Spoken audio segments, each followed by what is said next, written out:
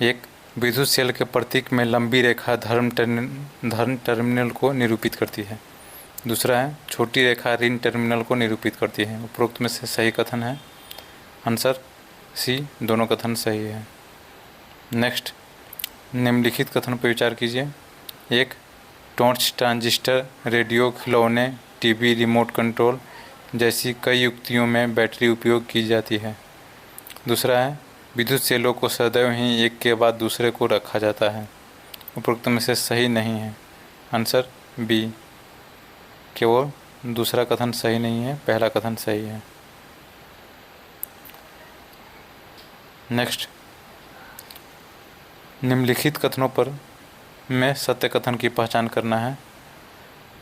Answer A, bulb केवल तभी दीप्त होता है जब स्विच ऑन की स्थिति में हो। ये सही है। नेक्स्ट, इसका कुछ व्याख्या देखिए। जब स्विच ऑफ की स्थिति में होता है तो परिपथ अधूरा होता है। जब इसे खुला परिपथ कहते हैं तब इसे खुला परिपथ कहते हैं।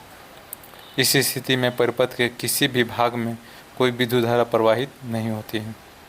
नेक्स्ट क्वेश्चन है, निम्नलिखित में से कौन सा उपकरण विद्युत धारा के तापीय प्रभाव पर आधारित नहीं है। आंसर सी, विद्युत घंटी।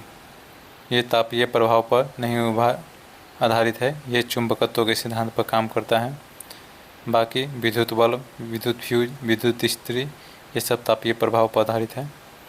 नेक्स्ट, निम्नलिखित कथन पर विचार कीजिए। एक, सभी विद्युत तापकों में तारों की एक कुंडली होती है जिसे विद्युत तापन एलिमेंट कहते हैं। दूसरा है, जब किसी तार से कोई विद्युत धारा प्रवाहित होती है तो वह तप्त हो जाता है, इसे विद्युत धारा का तापीय प्रभाव कहते हैं। उपरोक्त में से सही कथन है। आंसर सी, दोनों कथन सही है। नेक्स्ट, जब किसी चालक से विद्युत धारा प्रवाहित की जाती है तो कुछ समय बाद चालक गर्म हो जाता है और ऊष्मा उत्पन्न करता है। ऐसा किसके कारण होता है। आंसर ए, विद्युत ऊर्जा का ऊष्मा में रूपांतरण। नेक्स्ट, किसी तार में उत्पन्न ऊष्मा का परिमाण किन कारकों पर निर्भर करता है। आंसर डी, उपयुक्त सभी, तार के पदार्थ, लंबाई और मोटाई तीनों पर। नेक्स्ट, किसी तार में उत्पन्न ऊष्मा का परिमाण किन कारकों पर निर्भर करता है। आंसर डी, उपरोक्त सभी, सामग्री की प्रकृति, प्रवाहित होने वाली धारा की मात्रा और प्रवाहित धारा की अवधि तीनों पर निर्भर करता है। कुछ व्याख्या देखिए। विद्युत परिपथ को जोड़ने में प्रयोग होने वाला तार, यानी जिसे संयोजी तार कहते हैं, समानांतर गर्म नहीं होते। इसके विपरीत कुछ विद्युत संधारित्रों के अवयव इतने अधिक तप्त हो जाते हैं कि आसानी से दिखाई देते हैं। नेक्स्ट क्वेश्चन, वे पहले व्यक्ति कौन थे जिन्होंने यह देखा कि जब भी किसी तार से विद्युत धारा प्रवाहित होती है तो उसके पास रखी चुंबकीय सुई में विक्षेप होता है। Answer A, Christian Oersted.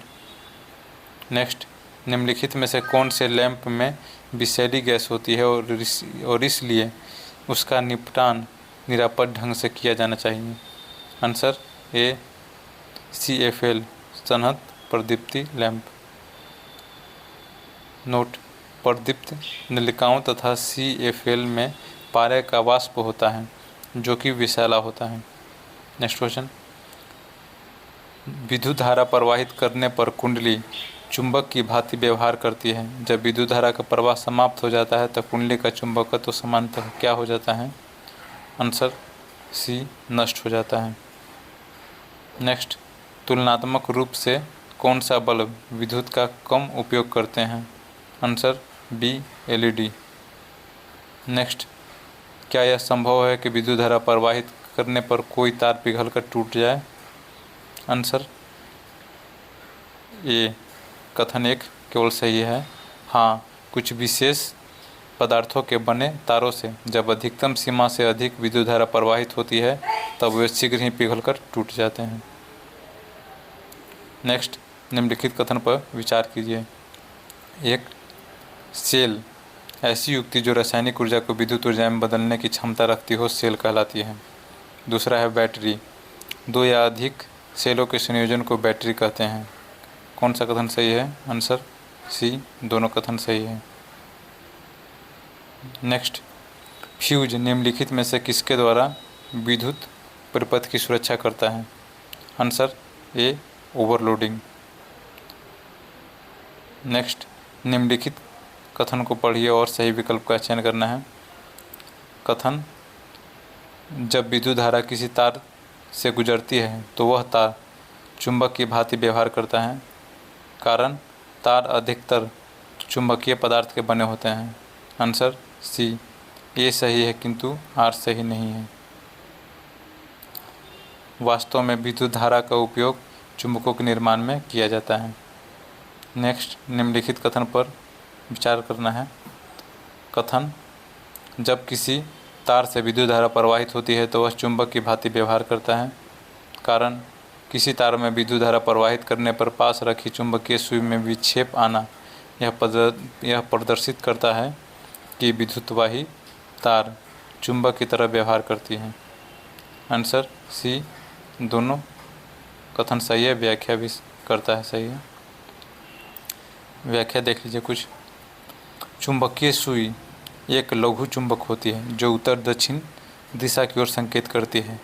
जब हम कोई चुंबक निकट लाते हैं तो सुई विक्षेपित हो जाती है।